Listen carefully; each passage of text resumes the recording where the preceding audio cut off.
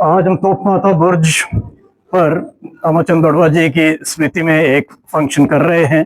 ये 260 साल पुरानी तोप जो यहाँ पर है, तोप भंजन नाम से, ये लगभग 1755-1760 में यहाँ पर डिप्लॉय हुई थी। और इस तोप का भी एक बहुत ही महत्वपूर्ण रोल था उदयपुर की सुरक्षा के लिए, जो इसने बहुत अच्छी तरह से निभाया है। तो ये कार्यक्रम हर वर्ष हम ये जुलाई महीने में करते हैं, ताकि एक तो अमरचंद जी की याद बनी रहे और दूसरा उदयपुर के लिए किसने क्या क्या महत्वपूर्ण कार्य किए वो भी आम जनता के सामने हम प्रस्तुत करें और ऐसे धरोहर की अच्छी देखभाल करें।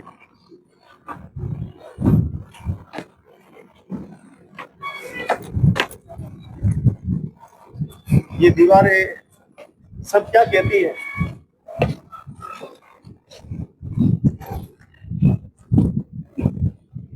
इन दीवारों ने देखो इतना कुछ देखा है जो किसी भी व्यक्ति ने नहीं देखा होगा।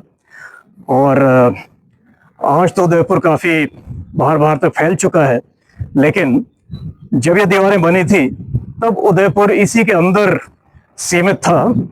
और इसकी सुरक्षा बहुत महत्वपूर्ण हो गई थी, क्योंकि 1750-60 के दशक में मराठाओं ने मेवाड़ के काफी हिस्से पर कब्जा कर लिया था और उदयपुर पर हमला करने वाले थे। हमला कर भी दिया था, लेकिन इस तरह के जो हमारे पास ये हथियार थे मेवाड़ में, ये 21 फुट लंबी तोप है। इस तोप का गोला जो आज गोवर्धन विलास वाला इलाका है उसकी तरफ फायर किया जाता था, और जो मराठों का हमला हुआ भी इससे हुआ था। काम करने में इस तोप का बहुत ही महत्वपूर्ण योगदान था। बहुत ही महत्वपूर्ण है इसका जो अभी वैभव है, बहुत ही वो है, सुहावना है, मौसम बहुत अच्छा है। और जहाँ अभी हम उपस्थित है तोप माता के यहाँ पर कार्यक्रम में अमरचंद जी बड़वा की याद में इनको अमर किया करने के लिए यहाँ आए हैं, हम उपस्थित हुए हैं। और प्रतिवर्ष यहाँ उनकी याद में 4 दिवसीय प्रोग्राम किया जाता है। उसी के अंतर्गत तोप माता के यहाँ आए हैं हम। और ये अमरचंद जी बड़वा का बड़ा योगदान है इसमें उदयपुर की सुरक्षा के हेतु। और इस तोप के द्वारा उदयपुर शहर की सुरक्षा के लिए विशेष रूप से इसका महत्वपूर्ण योगदान है। और अमरचंद जी बड़वा ने उदयपुर शहर को सुरक्षा की दृष्टि से, सैनिक दृष्टि से उन्होंने यहाँ तोप पर स्थापित की। और इसकी मार इधर गोवर्धन विलास तक बच जाती थी, जिधर से कोई दुश्मन आए तो उसको सामना किया जा सके। धन्यवाद। यहाँ पर देखो अंदर कुछ पड़ा हुआ है, तो देख के बताओ कि आखिर क्या है। ये तो तोप माता के बुर्ज की पूजन किया जा रहा है। जो यहाँ के जो भक्त हैं इनके, वो यहाँ आते हैं और पूजन करते हैं। समय समय पर आकर यहाँ पूजन किया जाता है तोप माता बुर्ज की। कहीं ना कहीं यहाँ देवी का दर्जा देवी के रूप में इसको पूजित किया गया है, इसकी पूजा की जाती है। तो 4 दिनों का ये जो कार्यक्रम है किस प्रकार से रखते हैं और क्या कहना चाहते हैं आखिर? इसमें हम ये मूल मैसेज इसका ये देना चाहते हैं, जो उदयपुर को जिन्होंने अमरचंद जी बड़वा ने बचाया, सुरक्षित किया, उनको याद किया जाए और आने वाली पीढ़ी को ये मैसेज दिया जाए कि सुरक्षित की दृष्टि से कितना महत्वपूर्ण है उदयपुर, उसको जो याद करें। और जैसा वो योगदान उन्होंने दिया, वो भी अपनी तरफ से जितना भी योगदान दे सके वो देने का प्रयास करें। तो आप देख पा रहे हैं किस प्रकार से सामने पूरा एक तोप शायद ऊपर भी लगाई गई थी, एक तोप यहाँ लगाई गई थी। इसी तरह से ये पूरा जब ठाकुर अमरचंद बड़वा जी का कार्यकाल था, क्योंकि वो कहते हैं वो शस्त्र और शास्त्र के दोनों को क्या था, दोनों को ज्ञाता थे। उन्होंने सर्वप्रथम जो अपना कार्यकाल शुरू किया था वो 4 महाराणाओं के प्रधान रहे हैं। और उन्होंने पूरे शहर कोट का तो निर्माण शुरू हो गया था और उन्होंने उस पर वापस कार्यक्रम शहर कोट पूरा करवाया। और जिसमें शहर कोट के ऊपर 12 द्वार बने हुए हैं अलग अलग स्थानों पे, जिसमें राम पोल है, हनुमान पोल है, किशन पोल है, उदया पोल है, सूरज पोल है, दहली गेट है, ये दीवार बची है अवशेष के रूप में, थोड़ा बताएं हमारे दर्शकों को। ये दीवार जो चल रही है शहरकोट की दीवार है, चारों तरफ शहर इसी में बंधा हुआ था पहले, और कुछ कुछ स्थानों पे अभी ये दीवार अभी मौजूद है और कहीं कहीं ये ध्वस्त हो चुकी है। यहाँ से जब रेलवे स्टेशन के सामने अपन खड़े हैं अभी, वहां से ये दीवार चल रही है आगे तक, कुछ लगभग 50-100 मीटर तक ये दीवार चलती है। उसके बाद थोड़ी क्षतिग्रस्त हो चुकी है, उसके बाद फिर वापस उदयपुर तक पहुंचते हैं, पर वहां से वापस दीवार कुछ क्षतिग्रस्त हो चुकी है और सूरजपोल तक कोई दीवार नहीं है, सूरजपोल के बाद भी कोई दीवार नहीं है, केवल द्वार बचे हुए हैं दोनों जगह। और उसके बाद जब अपन पहुंचते हैं दिल्ली गेट की तरफ, वहां भी दोनों तरफ दीवारें हट चुकी हैं पूरी, केवल द्वार बचे हुए हैं, जिन्होंने अभी सरकार ने भी उसको कुछ सुरक्षित किया है, तो जीर्णोद्वार किया है। उसके बाद अपन चलते हैं हाथीपोल की तरफ, उसके बीच में एक दंतपोल द्वार आता था जो वर्तमान में बिल्कुल नहीं है। और उसके बाद अपन हाथीपोल चलते हैं, हाथीपोल के पास दोनों तरफ भी कोई दीवार नहीं है। उसके बाद अपन चलते हैं ऊपर चढ़ते हुए तो नई पुलिया की तरफ जाते हैं, वहां तक दीवार थोड़ी सी वो बची हुई है जो चांदपोल तक बची हुई है। चांदपोल पे फिर वापस एक दीवार शुरू होती है जो सत्तापोल तक जाती है, परंतु बीच में अभी भी दीवार को तोड़ दिया गया है जो पिछुला लेक के पास चलती थी। और उसी के आगे चांदपोल पुलिया बना हुआ है, चांदपोल पुलिया से आगे चलते हैं अपन तो एक कंबापोल द्वार आता है। उसके बाद अपन उससे आगे वो चलते हैं तो एक ब्रह्मपोल द्वार आता है। इस प्रकार ये 12 द्वार बने हुए थे, पूरे शहर को 12 द्वारों में बना हुआ था। गेट एक ही दिल्ली गेट, गेट एक ही है दिल्ली गेट, क्योंकि उसमें कहा जाता था कि दिल्ली की तरफ जाने वाला जो द्वार है इसलिए इसको दिल्ली गेट बोला गया है, और उसमें लोग बाग जाते थे इसलिए उसको दिल्ली गेट बोला गया। बाकी सब द्वार है, पोड़ जिसको कहते हैं राजस्थानी भाषा में पोड़ है, वो एक्चुअली पोड़ उसका उच्चारण शुद्ध उच्चारण पोड़ कहा गया है। बहुत बहुत धन्यवाद व्यास साहब, आपने बहुत ही अमूल्य जानकारी हम सभी को प्रदान की है। देखिए छोटे छोटे बच्चे यहाँ पर आ चुके हैं और ये भी इस संस्कृति को, इस सभ्यता को, इस परंपरा को समझना चाहते हैं। नगर की बात करें तो नगर धीरे धीरे बसता गया, दीवारें सब लुप्त होती गई, कच्ची बस्तियां बसती गई, फिर कच्ची बस्तियों से अब पक्की बस्तियों में कन्वर्ट हो गई। मतलब हमने देखा कि पहले झोपड़पट्टी और केलू पोश मकान थे, वो तो आज देखने को भी नहीं मिलते हैं, और धीरे धीरे ये सीमेंटेड जो पूरा परिसर हो चुका है। अब आधुनिक युग है, मोबाइल का युग है, बटन दबाते ही जानकारी मिल जाती है, पग पग पर हमको पढ़े लिखे इतिहासकार मिल जाते हैं। कुल मिलाकर यह बड़ी खूबसूरत सी जगह है। तो जिसने रक्षा करी है मेवाड़ की, तो बच्चा उसके आगे धोख दे रहा है। तो हम थोड़ा सा लेफ्टिनेंट जनरल साहब से थोड़ा समझेंगे कि उस समय भी क्या ये फौजी व्यवस्थाएं किस प्रकार से होती थी और कैसे ये चलती थी।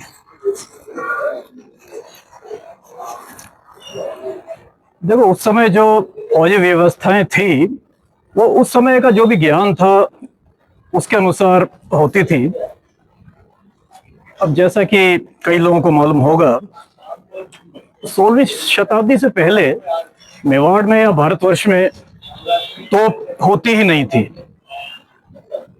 जब पुर्तगाली आए थे और उन्होंने गोवा, दमन, दीव उस इलाके पे कब्जा कर लिया था, वो समय था जबकि भारतीय महाद्वीप में पहली बार आर्टिलरी, जिसे हम तोपखाना बोलते हैं, उसके हथियार आए थे। उसके बाद अलग अलग राज्यों में अलग अलग जो भी उस टाइम राजा महाराजा थे, उन्होंने भी तोपें बनवाने का काम शुरू किया और धीरे धीरे ये विद्या बढ़ती गई। और अब देखिए उस जमाने में सबसे ज्यादा तीव्र गति से चलने वाला कौन सा हथियार था?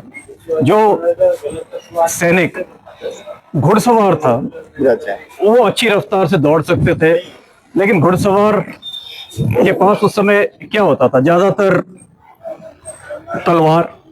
धीरे धीरे हाथ से फायर होने वाली बंदूकें आने लगी, लेकिन जो पहले वाली बंदूकें थी उनको दोबारा लोड करने में काफी परेशानी होती थी, तो इसलिए घुड़सवार उनको यूज नहीं कर सकते थे। जो पैदल सैनिक थे वो करते थे, और चाहे हमारी सेना हो चाहे दुश्मन की सेना हो, वो एक साथ हमला करते थे या काफी नजदीक नजदीक होते थे। तो उस तरह के दुश्मनों को परास्त करने के लिए जब ये बड़ी बड़ी तोपें आई, तब ये तोप का एक गोला उस तरह की सेना या सैनिक टुकड़ी के बीच में जब गिरता था तो एक साथ काफी सैनिक हताहत होते थे, तो जिससे कि किसी भी हमले को विफल करने में अच्छी मदद मिलती थी। तो उस जमाने का जो सैन्य स्थिति थी उसमें इस तरह की तोप का आना एक बहुत ही बड़ा आविष्कार था, बहुत ही बड़ा चमत्कार था, बहुत ही बड़ा जिसे कहें प्रोग्रेसिव मूव था, जिससे कि सेनाओं को काफी शक्ति मिली और मेवाड़ को भी अपनी रक्षा करने में बहुत मदद मिली और इन्होंने रक्षा करी भी। आपने कभी पढ़ा भी होगा कि उनके खर्चे कैसे चलते थे, छोटे छोटे पौधों के कैसे वो काम करते थे। उस समय क्या था कि ज्यादातर जागीरें होती थी। जागीरदारों को कहा जाता था कि आप 3000 की सेना तैयार रखेंगे या आप 5000 की सेना तैयार रखेंगे, आप 10,000 की सेना तैयार रखेंगे। तो उनकी जिम्मेदारी होती थी उतने सैनिक हमेशा तैयार रखना, उनका खाना पीना, उनका प्रशिक्षण, वो सब रखना। और जब भी आवश्यकता पड़े, जैसे मेवाड़ को यदि आवश्यकता पड़ी तो जो भी हमारे 16 उमराव थे उनका यह कर्तव्य बनता था कि उनकी सभी सेनाएं दिए हुए समय पर पहुंच जाएं। और सभी के ऊपर फिर एक सेनापति होते थे, जैसे कि 16वीं शताब्दी में काफी समय तक हमारे मेवाड़ के सेनापति कानौड़ के नेत सिंह जी होते थे। लेकिन हर एक बड़े ठिकाने का, हर एक जागीर के अपने अपने सैनिक होते थे जो सब मिलकर फिर इन्हीं के अंतर्गत काम करते थे। और तोपखाना तो किसी भी लड़ाई के अंदर निर्णायक चीज होती है। मैं आज के संदर्भ में अगर बताऊं तो अपनी जो कारगिल की लड़ाई थी वो बिगड़ तोपखाने के संभव ही नहीं थी कि हिंदुस्तान को जीत मिलती। और तोपखाना जो है धीरे धीरे विकसित होता गया और आज तो इस स्थिति में पहुंच गया है कि तोप के गोले 60 किलोमीटर 100 किलोमीटर तक दूर तोपखाना वार कर सकता है। तो तोपखाना तो किसी भी सेना का आजकल एक बहुत ही अभिन्न अंग है। कर्नल अभय लोढ़ा साहब सेना के इंजीनियर विभाग से हैं, तो इंजीनियर में मोटे तौर पर क्या क्या प्रगति हुई सेना से संबंधित, उसके बारे में 2 शब्द जरूर हम आपसे रिक्वेस्ट करेंगे। ऐसा तरक्की तो हर क्षेत्र में हुई है।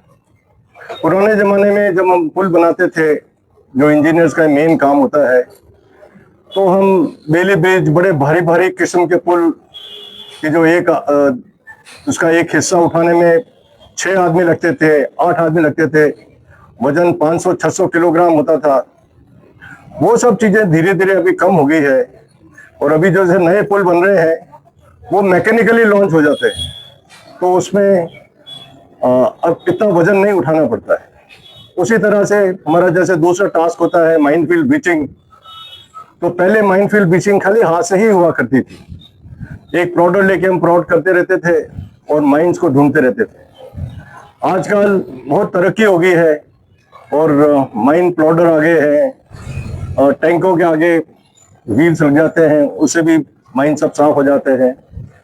माइन डिटेक्टर्स आ गए हैं, जो माइन डिटेक्टर जो जमीन के अंदर वैसे ही सूंघ लेते हैं, आपको प्लॉट करने की जरूरत कम पड़ती है और इससे एफिशिएंसी बहुत बढ़ गई है। जहाँ पहले 1000 मीटर तक माइन क्लियर करने में बहुत टाइम लगता था, आजकल 4-5 घंटे में 1000 मीटर चौड़ा माइन फील्ड तक ब्रीच कर सकते हैं।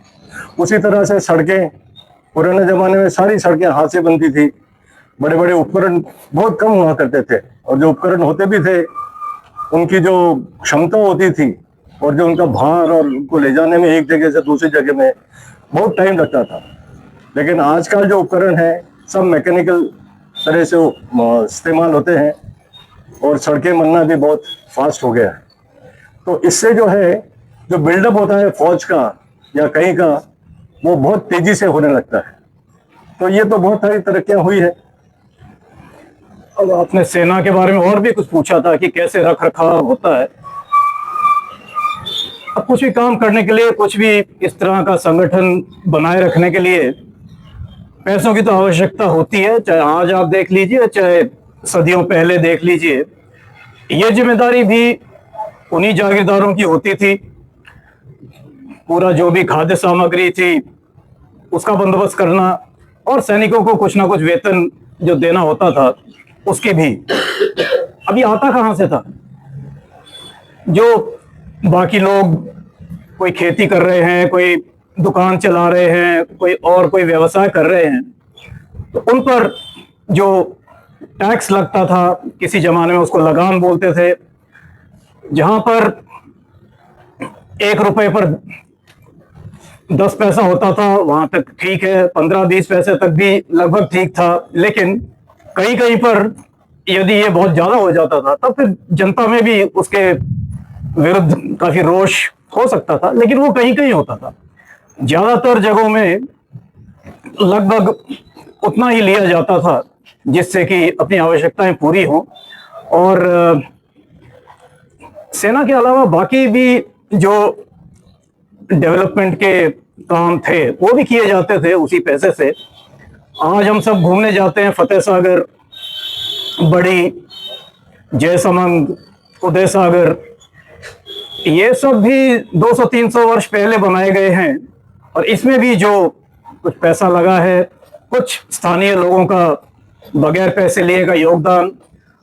और ऐसा नहीं कि सब चीज के लिए कैश पैसा दिया जाता था। उस जमाने में धान देकर भी काम लिया जाता था, या जैसे बोले बार्टर सिस्टम, वो भी सब चलते थे। सेना का बाकी जनता के साथ भी काफी जुड़ाव होता है, प्रत्यक्ष हो चाहे अप्रत्यक्ष हो, लेकिन दोनों एक दूसरे के लिए काफी आवश्यक होते हैं। धन्यवाद।